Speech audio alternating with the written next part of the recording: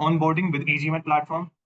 That was very lucky for me because I had already prepared with another gmat prep company, but I was not that much successful. Sorry. But when I got onboarded with e-GMAT, I went through the very structured format of how all the data is present over there. So that helped me a lot to systematically prepare for the aim. Thank God I was practicing all these hard questions on the e-GMAT platform, because if I were not, then I don't know. Yeah, I don't think I would be able to get retain that 88 in the Quant section. I was not able to retain all the information from that passage. And when I got to understand this, you don't need to. You don't need to delve into all the nitty-gritty of the information in the passage. What matters is, are you able to understand it? Do you get what the author is trying to say?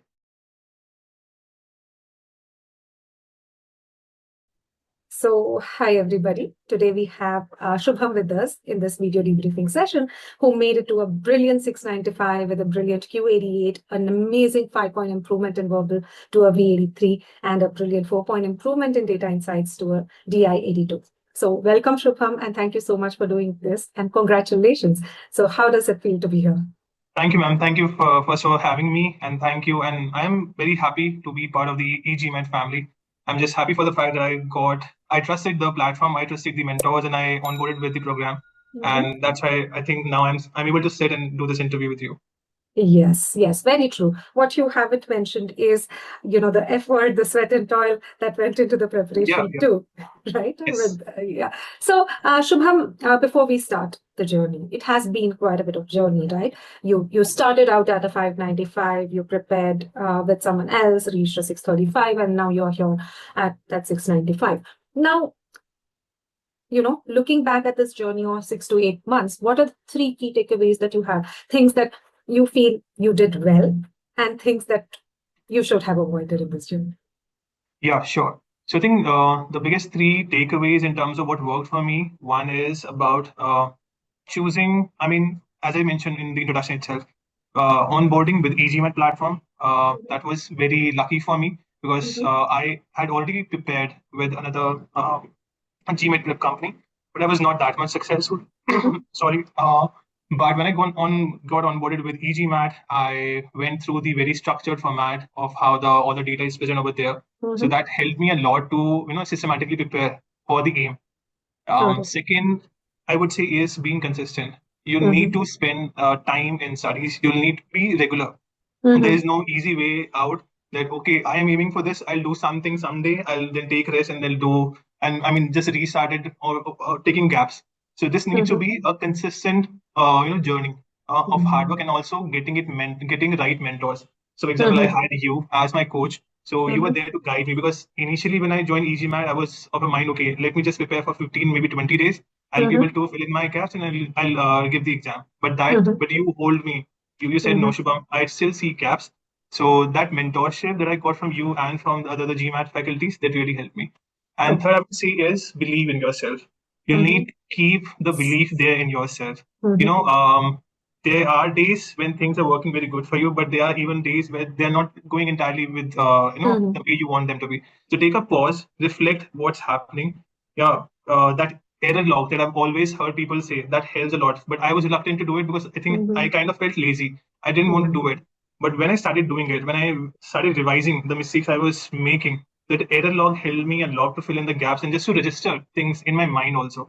So yeah, these are the big 3 takeaways, I would say, in the positive. Yeah. Okay. I remember the error log bit when we were facing issues in CR, we had to push you to show how much do your error log, right? Right.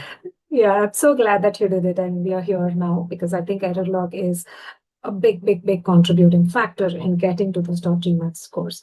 So Shubham, now coming to this journey that you've had with e-GMAT, your starting score when you onboarded was a 635, as I mentioned earlier, with a Q88. So Quant was already sorted, but your verbal was a 78, your data insights was a 78. So clearly you needed improvement with verbal and data insights, right?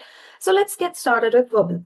So 78, you had issues across both CR and RC, and you did the course across both of them, and you improved phenomenally, by 5 points to a V83. So tell us, what were your major challenges in verbal? And then we can talk about CR and RC separately as to how the course helped you, improve. For sure. So yeah, starting with CR. So one thing that I've always read on maybe GMAT Club and also the faculty taught me that it's a skill that you need to acquire. It is there's a set format. If you get that approach, you build your mind around that. How if a question is presented to you, how you approach it, that will work. Not only the practice questions that you're doing right now, but also in the exams. It won't differ. If you're able to solve those questions now, you will be able to solve them in your actual exam. So that having that mindset, okay, this is kind of a skill that I would say similar to quant, because in quant you have a method. If you know a method, you can solve questions. So if you approach the critical reasoning the same manner, that there's a set method, there's a method of pre-thinking that e-GMAT always sponsors. And this, I would also want to clarify that this is not just what e-GMAT is presenting to us, it is also what the official guides are also presenting. Because if you open the official guides, you see the solutions. There always is a question. Then there's an explanation how you should approach it, what should be the thinking about it. Then you delve into analyzing the answer choices. So this is not something scientific, or I mean out of this earth. It is what is branded by the GMAT official guide itself.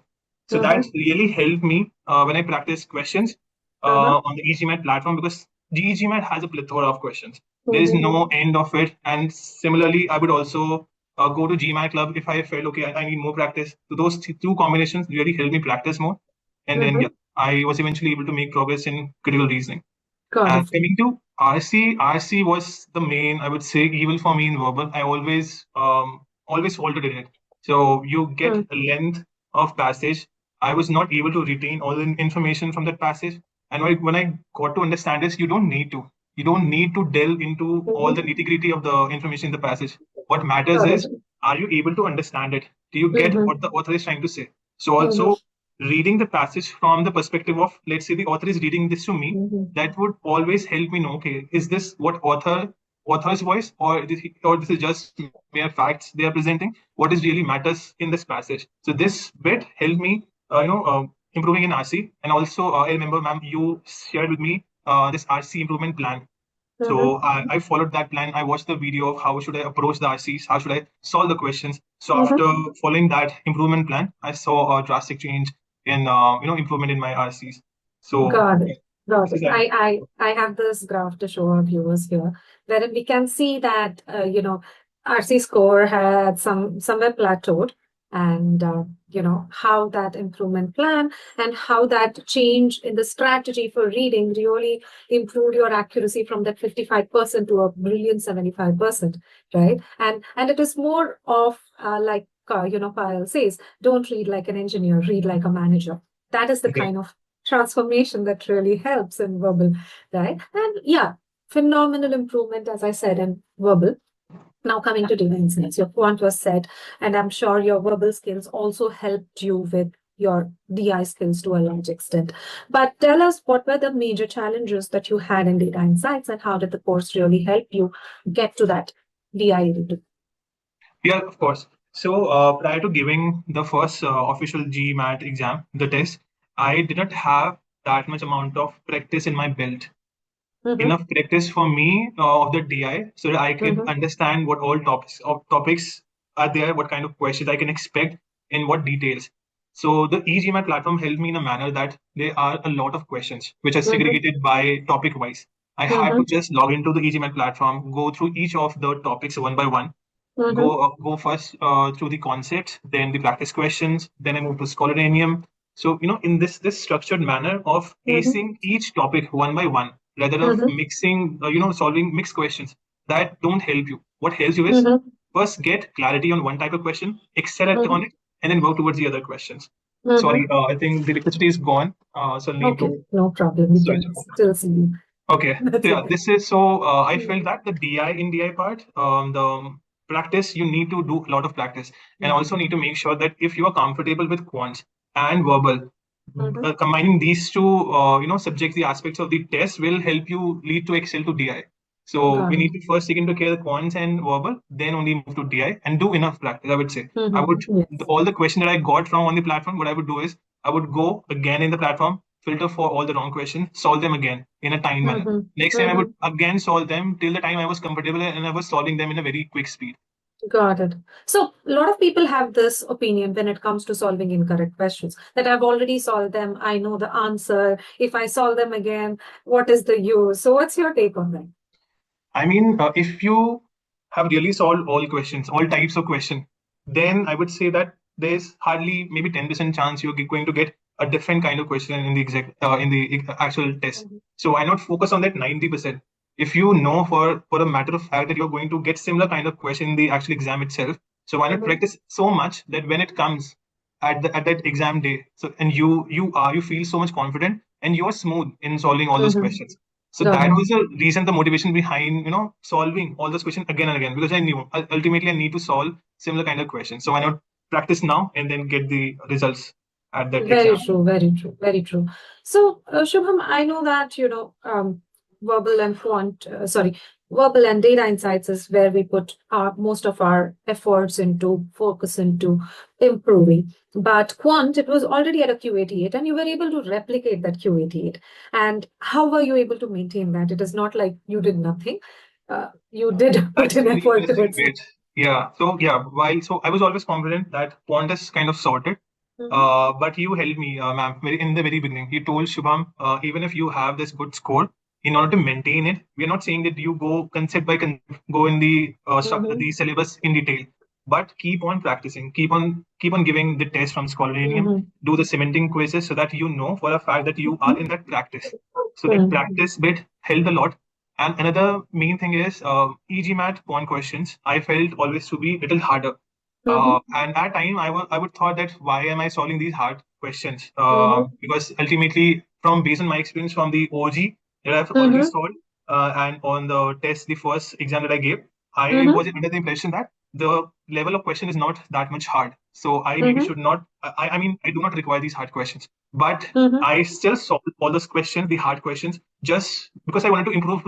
I thought maybe is there Mhm. a possibility for me to improve from 80 to 90? Mhm. Maybe if I start to get these all the hard questions correct from the GMAT, I'll be able to improve from 88 to 90. But cut Mhm. to the test day, when I was giving the actual GMAT exam for the second time, I Mhm. encountered hard questions, one after the other. And in Mhm. back of my mind, I was thanking, okay, thank God I was practicing all these hard questions on the e-GMAT Mhm. platform. Because if I were not, then I don't know. Yeah, I don't think I would be able to get retain that 88 in the quant Got it. section. So you're saying that this time the quant was harder than what you attempted Yeah, it previously. was. Yeah, Okay. much harder. Yeah. Got it. I'm glad that the scholar reading questions helped you there. And as we were discussing verbal, DI, and quant, one thing kept coming through was the scholar reading questions. And I was just calculating the number of questions you solved, just between quant, verbal, and data insights, you solved over 1,200 questions. That's a huge number of questions, right? And I know that we did extensively use the data analytical tools on the platform to figure out what are your pockets of weakness, fix them, like in case of RC or be it CR for boldface kind of a thing. So Mhm. tell me, what value did such an extensive question bank with such detailed data analytical features play in this overall journey? Yeah, definitely. So the best thing I would say is this data analysis gives you a bird's eye of a picture. Okay, see, this is a percentage you got in this particular topic. You have this, let's say, 75% or maybe 50% percentage accuracy in these topics.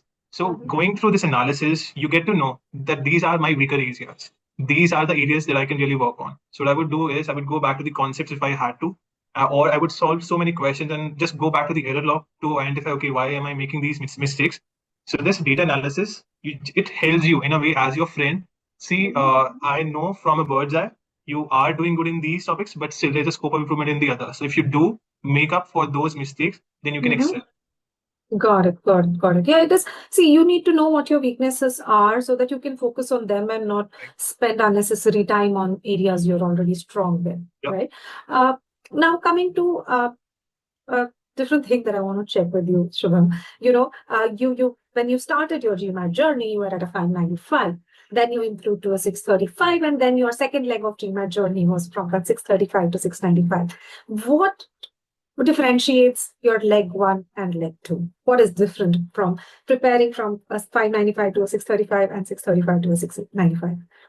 Yep. Yeah. So I think one important thing, as I was mentioning before, the coaching part of it is very important, because when you working as a student, you're just trying to solve questions, you're trying to grasp the concept, you are doing a detailed work, you're not going from top to bottom, you're actually going from bottom to up. So the Mm-hmm. coach is in the at the other, they are at the top level, where they're able to Mm-hmm. see from the top, okay, hey Shubham, this is the good part that you're doing, but we still think these are the weaknesses, you need to work Mm-hmm. on this. So this Got it. coaching bit helped me a lot. So this Mm-hmm. was a very much big difference from my first prep to the second leg of the preparation. Mm-hmm. And second Mm-hmm. was again, the course is so well structured at e-GMAT. So the meaning of the e-GMAT itself, it is the e-platform. You are working Mm-hmm. from the comfort of your home or wherever you are staying. You have everything in your hand, in your laptop, computer, in front of you to practice, to work on. Get your doubts cleared. I mean, yeah, I also want to appreciate the quick responses that I always used to get from the GMAT faculty. Because when Mm-hmm. you solve a question, there is always an explanation and then a QA section below it. So Mm-hmm. whenever you Mm-hmm. post a question, you get an answer. So I used to get answer for each of my questions in a very short span of time. Mm-hmm. So without without forgetting about what question I had put and what the response I'm going to get and when I'm going to get it. So all those anxiety went away, because I saw from the first question I put there itself that Mm-hmm. okay, I am getting instant answer and my doubts are getting clear at the moment. So Got these it. differences, the responsiveness of the team, the structure of the course, and also the coaching helped me a lot. Got it. Got it. So now coming to the test day, how prepared were you? How confident were you?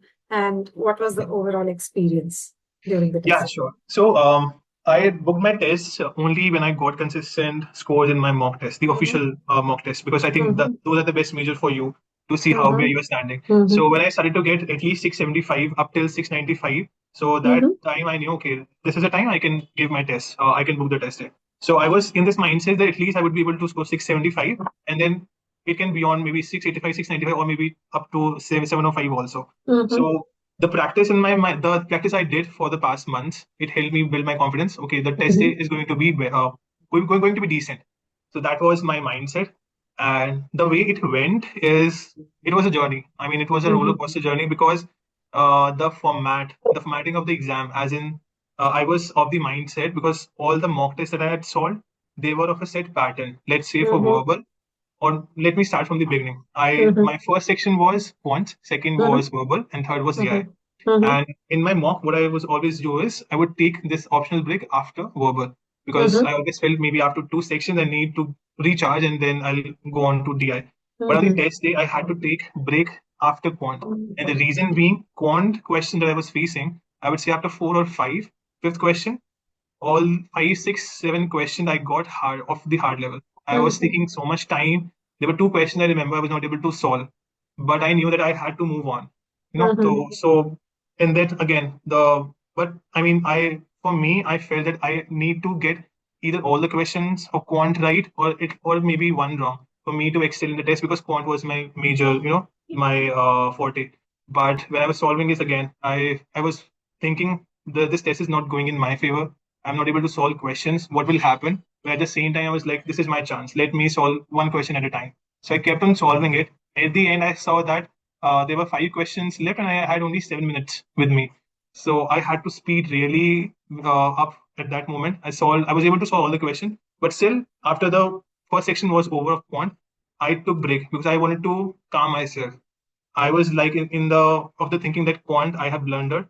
I'm not getting all the questions now right. So I don't know if I should maybe continue or not, etc. I mean, those negative thinking was there, but I kept it, reserved. As in, I told myself, no, this is not what I prepared for. I prepared for success.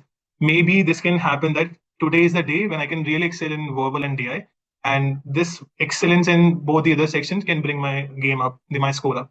So again, with this mindset, I went back to the test. I gave verbal test again. Verbal. One of the impression I had was that I'll get mix of CR and RC question. As in, first two three would be CR, then RC, then CR and RC, a mixed bag of it. But on the test day, I had five straight questions for CR. Then I had four RC passage back to back, and after that I had the remaining CR questions. So while I was solving the question, I was like, "What's happening? Why is it so different from the others?" So it kind of reminded me, you should be prepared for any Yeah. surprise. Yeah, any surprise could be there, but just believe in yourself, believe in the process, believe in what was taught to you, what you were using as the method to solve those questions, and just keep on moving. So Yes. yeah, I think similar if way. you're well prepared, right? I'm sorry to cut you. If you're well prepared, then these are just, it's end of the day, it is RC, it is CR, Yeah, which you know yeah, how to solve, right? What if it right, is back to back? All you need to be is well prepared, I think. Sorry, right. you were talking about Yeah, data of insights, I course. believe. Yep. Yeah. So yeah, this was my mindset. I knew that okay, the pattern is a little bit off, but the question ultimately are the same, of the same quality, of the same level. So I need to just trust the process, keep on solving it. So now verbal was done. I felt okay. I was like, okay, I think I did fine in verbal. Then I Mm-hmm. moved on to DI. In DI also, so these two topics, MSR and two-part analysis. I think these are the two, hard Mm-hmm. topics of the all for the DI. So for me, it was the same case, but I had practiced again so much for the Mm-hmm. MSRs and two-part analysis that I was like, okay, I'll be able to solve it. But always kind of reserved in my mind, or I was skeptical about was the verbal type MSR questions Mm-hmm. because I mean, there's you don't so being quant my forte. I would do better in if I'm getting a chart, or let's say a table, or if I'm getting a quant based MSR question. But this time in my test, I got two back to back MSR questions. So not just one, but two MSR questions back to back, and both of them were of verbal. So I was like, okay, let me again trust the process. I have practiced enough verbal type of MSR questions on the e-GMAT platform. The Pile ma'ams, their solution, the video solution, Mm-hmm. or the explanation in the e-GMAT. They gave me a type of how to approach it. So again, I went with that. I wanted to move on. I wanted to attempt all the questions with accuracy, and I think that's at the end what came out to be. Yeah, you have to hold your nose together Yeah, on the testing. Trust in your prep because all the efforts aside, when you go to take the test, the only way you can succeed is if you are in the game 100%, right? It's the mindset that makes the difference on the testing. Uh, so I'm so glad that you held on to your nerves, you trusted in your prep, you trusted in your ability, and just I think when I first met you after your test, you had said, I decided to take it one question at a time. Forget about everything else. Just that focus right. on that one question, and it's amazing, right? Because you made those decisions in the heat of the moment, which is and right decisions at the Yeah, heat of the moment, which is big, big. I think kudos to you on that, and the proof is in such a brilliant score. yeah. So congratulations again, Shubham. As parting thoughts, if you were to take some nuggets out of your journey and with the other GMAT aspirants, what would they be? Yeah, I would say that belief is number one. You should believe in yourself. Again, there would be hard days, there would be good days, but you'll need to be consistent, keep on believing yourself, and have your aim. So I would say visualize it, keep on reminding yourself that you can do it. That is, I would say, the number one mantra I have. That could help you succeed. And second is again, if you are looking for, I would say, for a test prep company, I think trusting for me in e-GMAT, you can see it helped me how much. So I would say take that leap of faith, believe in yourself, believe in this study plan, be consistent, and then success should be yours. Yeah, that's very well put. Believe in yourself, believe in whatever course you pick, Yeah, because you chose exactly. it for some reason. So just trust in it and just follow the plans to the T, right? Yep. Yeah, so that's brilliant. That's very, very practical, actionable takeaways that you gave us. Thank you so much, Shubham. Congratulations again. I know you have deadlines coming up like in the next 10 days. So thank you for taking this time on for our viewers. Congratulations and all the Thank you best so for much, your ma'am. next steps. Thank you so much, man. Thank you for having me. Bye.